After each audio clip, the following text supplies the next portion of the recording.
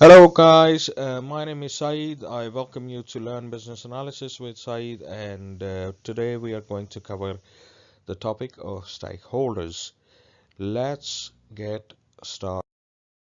Who are stakeholders? A stakeholder is someone who holds interest in an organization, either as an investor, an employee, customer, supplier, or other organization conducting business with each other. So these um, stakeholders can affect or be affected due to the activities of a business. These impacts can be political, economic, social, technical, legal, and environmental, which is often a source of analysis activities in an organization or a business before launching a product or marketing purposes, right? So what does this tell us about stakeholders? Anybody who works for a business, who is a customer, a buyer of their services or product, who makes these services and products available for this business for the purpose of sales, uh, such as supplier, um, and other organizations who uh, probably are in a similar category, um, suppliers or customers for a particular business. They also can be stakeholders for each other. So stakeholders um, are someone who can be affected or who can affect the activities of a business. And um, although there are many categories of how the stakeholders can be affected due to the activities of a business, generally though, when business analysts are conducting analysis before launch of a new product, they would consider political, economic, social, technical, legal, and environmental impact on uh, to various kind of other organizations or people in general. This analysis is also termed as pestle. This is just an example, guys. So there can be many other um, kinds or types of an effect a business can have on other businesses or people or nature. Yes. The Mother Earth can also be a stakeholder to a business. It is not affecting your commercial activities, but it definitely is making these resources available for you, the natural resources, um, making these available for businesses, their stakeholders, to obviously survive and um, operate in sustainable environment. So this is now is everyone a stakeholder to another person or a business? um, well, no, there are categories of stakeholders, mainly internal, external, and excluded. So internal, this is what we'll be covering in the next few slides. So let's get started with internal stakeholders. These are the stakeholders who have direct interest in a business economic activities, resulting in their own financial gain. So right, this may not be applicable to certain type of organizations, such as charities or um, non-profit organizations, but mostly in the business world, businesses exist for making a profit, and for that mechanism to work, there are forces, there are people, there are systems, there is technology.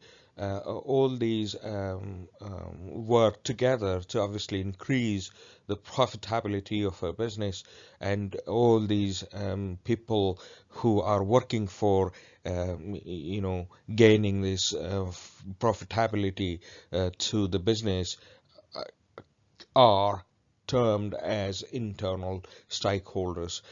Examples of internal stakeholders can be customers, suppliers, employees, creditors, investors, shareholders, and equity holders. So consider an example here that for a startup company, who all can be stakeholders, internal stakeholders. So they are customers. The first, the chief executive is an internal stakeholder. People who invest money in that startup.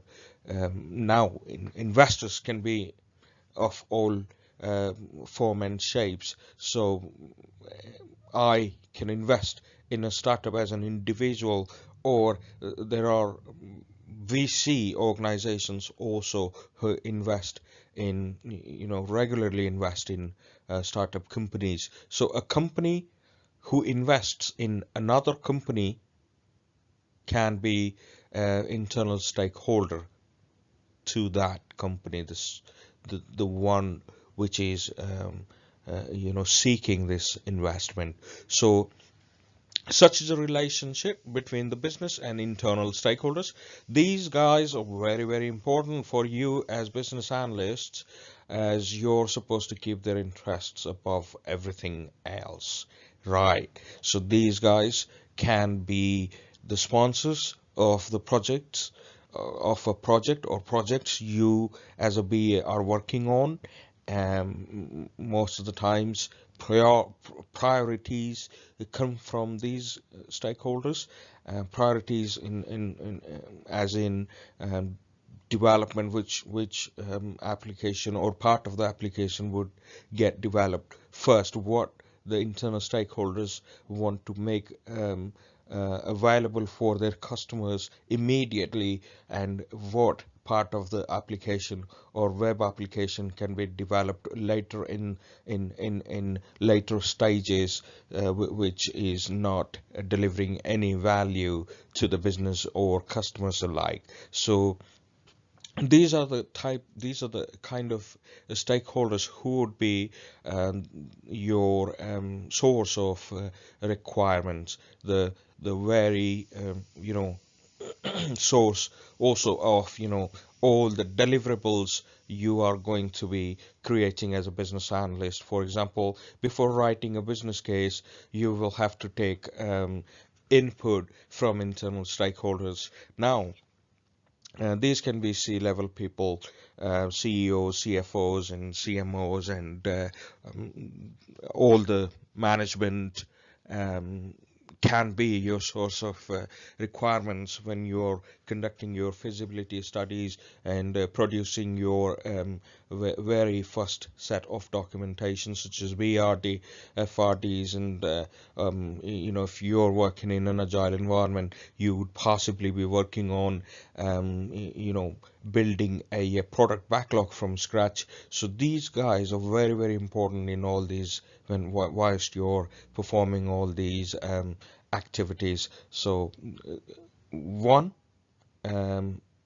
category of stakeholders which is very, very important for business analysts is internal stakeholders. I'll move on, which is external stakeholders. Now, these do not engage in any economic activity with the business or an organization, however, can still affect or be affected by its actions. Now, we would understand this better if we take an example of such an stakeholder. It can be government, right? This can be an external stakeholder for all sorts of small, medium, and large organizations and businesses. Regulatory bodies who regulate the services which are offered to general public in a certain country. So these are do they affect your profitability?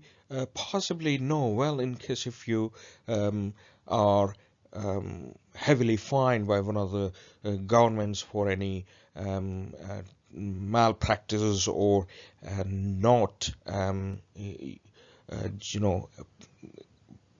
providing the services in accordance with the guidelines, only then your profits would decline. How otherwise if you are adhering to all the guidelines from government for taxes and the services you offer to general public from regulatory bodies, would release these guidelines on a time to time basis, and you will have to adhere to those, change your processes, um, you know and adapt the approach which is advised by these regulatory bodies, and change the technology if it is deemed obsolete for the purposes of serving your customers. So in those cases, yes, uh, commercial activities, commercial um, you know uh, give and take of an organization can be affected by these stakeholders. Otherwise, these stakeholders would not um, get too involved in your day-to-day activity. So they would not in any way affect the number of customers you have at the minute. They can't obviously grow the number of customers you have. That's obviously onto the operations, onto the sales department to grow the business, and this is why they are termed as external stakeholders.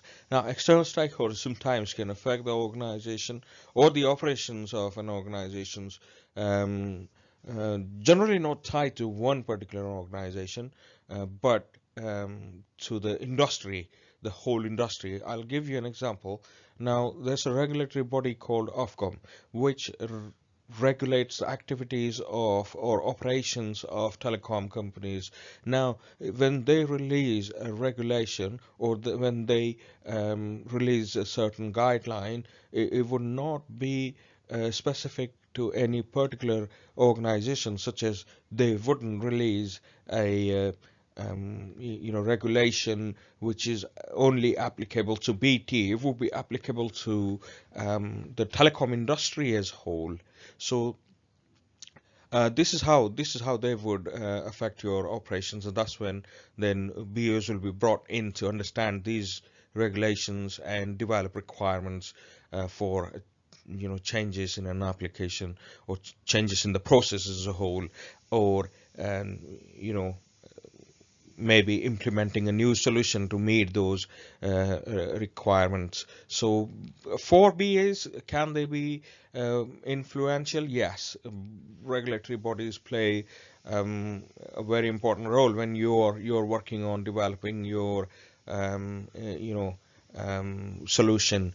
Um, so you will be analyzing external stakeholders' concerns before defining the solution. Regulations, for example, can influence your analysis in a massive way. So there you go. External stakeholders are in on one hand, um, they may not be of so much concern for BAs, but for BAs who work on a regulation side in a business, they can be termed as primary source of requirements. So you'll be engaging, or you will engage yourself with these stakeholders on a day-to-day basis to elicit and document all necessary information and turn them into requirement. So for BA, both the categories are very, very important. And let's which is excluded stakeholders. Let's understand them through an example here. Who can be an excluded stakeholder for a business? So a family of an employee or their children, right? Perfect example of an excluded stakeholder.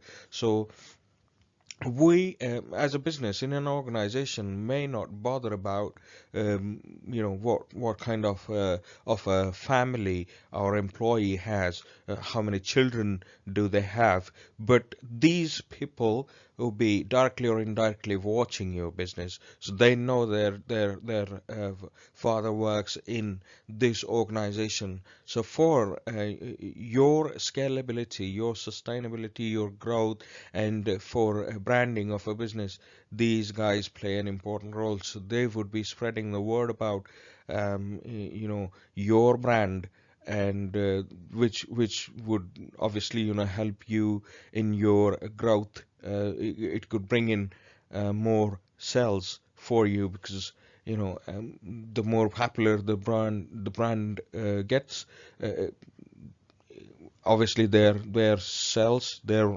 revenue, and their profit, possibly profit also, will be affected. But it's not as a direct or countable effect as employees can make, as internal processes and technology can make.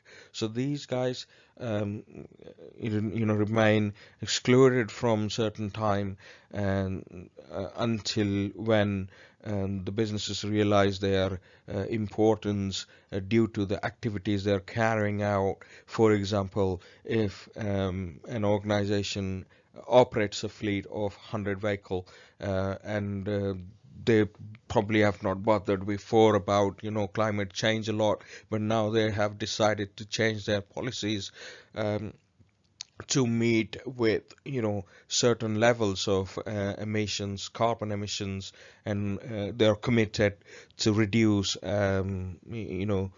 carbon emissions, and subsequently, of course, the pollution in the environment. So this benefit, environmental benefit, goes down to generations. So children and their children and their children would realize this benefit. So all these people who would realize this benefit can be excluded stakeholders for a business. So it is an ethical responsibility of a business to obviously think about these stakeholders.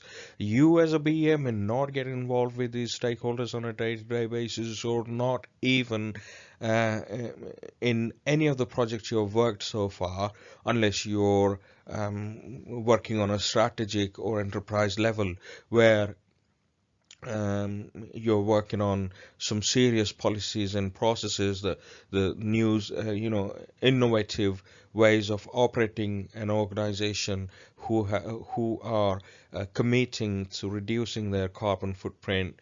And at that level, yes, you might get involved with these stakeholders. Otherwise, you would remain, in just they probably read a lot about you're working on a certain project, but may not get in direct contact with this, and you may not be eliciting a lot of requirements from excluded stakeholders. Now, moving on to stakeholder conflict. Now, it becomes very important to talk about this when you're talking about the stakeholders. As a BA, you'll have to be a champion, not only in analyzing and defining business problems and solutions, but also the problems arising from conflicting interests among stakeholders. Now, let's understand this with an example.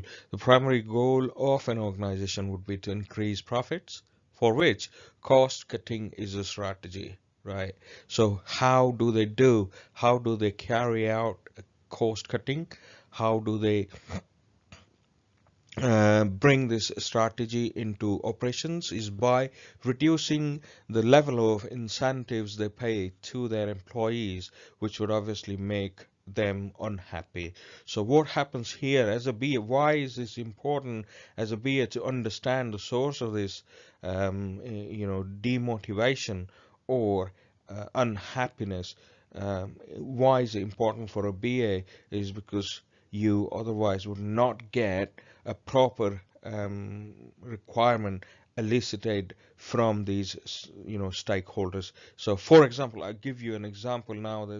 There's a process which runs from higher management up to the process handlers, right, who are using this application on a day-to-day basis. For example, your call center staff or salespeople, marketing people, they'll be using your application on a day-to-day basis, but there are some approvals or confirmations they would need to get from higher management or their superiors. So these guys, if they have conflict between them, they would not give you an honest opinion about their genuine requirements with the particular application or a process you are working on as a BA.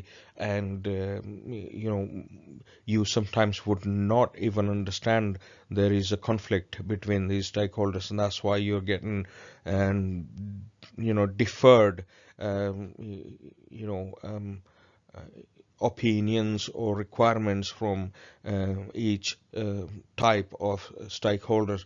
Now, to resolve this, what can you do as a BA to resolve this is take into consideration all suggestions or requirements coming in from each of these stakeholders and work on, obviously, give them um, um, research as to see whether it's really adding any value to the application, or is it merely just because for example, if a process handler tells you that there is no need to get this approved from the management because we'll be wasting time between getting this approval and possibly helping their customers, so they have to stop doing or performing taking any sort of action with the customer which would make that customer happy. We will have to wait for the approvals from superiors higher up, and that delay would mean losing this opportunity to make this customer happy. Then in that scenario, the process handlers would sound very correct.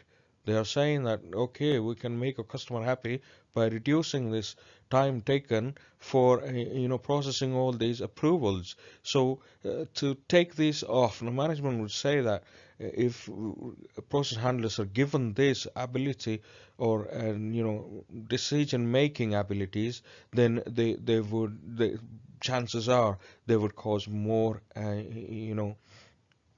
unnecessary costs to the business by approving certain replacements or certain favors to the customers, which can be handled in a certain other way. So if there is a conflict between these guys and the management, that approvals, the process handlers say the approvals not needed, and the management says yes, they are needed. Now, how would you resolve this conflict? Is by researching as to how much you'll have to weigh in all the drawbacks and advantages of having this process in place, and explain this to all the stakeholders individually or together in a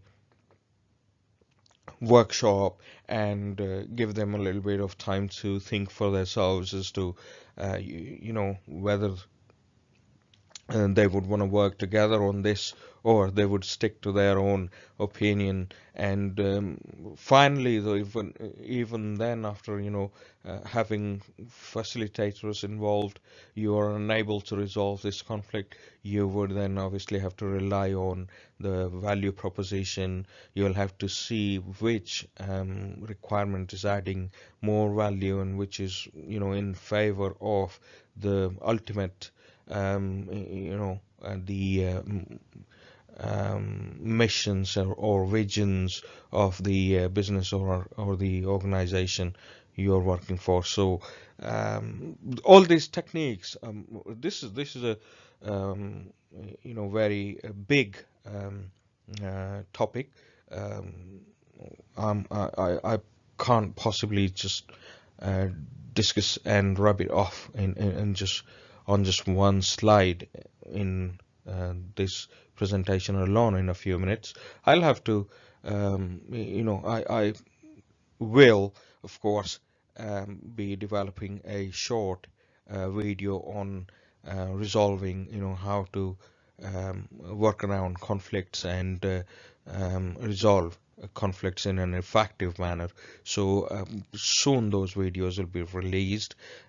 These all the videos, they take up a lot of time from my busy schedule.